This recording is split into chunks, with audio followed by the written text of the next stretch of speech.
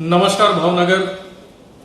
કલા, કાવ્ય, ધર્મ, સંસ્કૃતિ અને સંગીતની આ જે ભાવસભર ધરતી છે, જેને આપણે ગોહિલવાડ પણ કહીએ છીએ, અને આજે આખા ત્રીજના દિવસે એનો 303 જન્મદિવસ છે.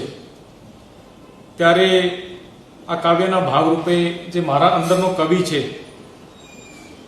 એ પણ 4 લાઈન લખી છે. અને વિશેષ રૂપે જ્યારે 1723માં ભાવસિંહજી એની સ્થાપના કરે છે, ત્યારે આપણે કહી શકાય કે ભાવનગરમાં, એટલે કે ભાવનગર કોને કહીએ, હું લખ્યું છે મારા, તમે ભાવ પર ધ્યાન આપજો, ભાષા પર નહીં, કે જ્યાં ભાવસિંહની શક્તિ છે, જ્યાં ભાવસિંહની શક્તિ છે, નરસિંહ મહેતાની ભક્તિ છે, જ્યાં ગીજુભાઈનો ભણતર છે અને કૃષ્ણ કુમાર સિંહજીનો ચણતર છે,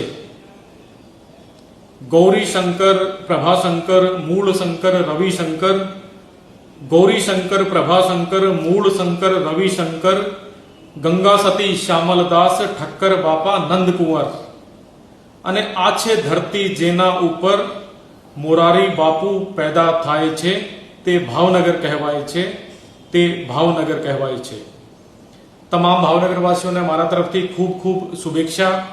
અને તમને ખબર છે કે અમુક કારણોથી આ વર્ષે આપણે મોટો સેલિબ્રેશન કરી રહ્યા નથી, પરંતુ હું ચોક્કસ ખાતરી આપું છું કે આગામી વર્ષમાં આપણે 304 જ્યારે એનો જન્મદિવસ હશે ત્યારે મોટો સેલિબ્રેશન કરીશું.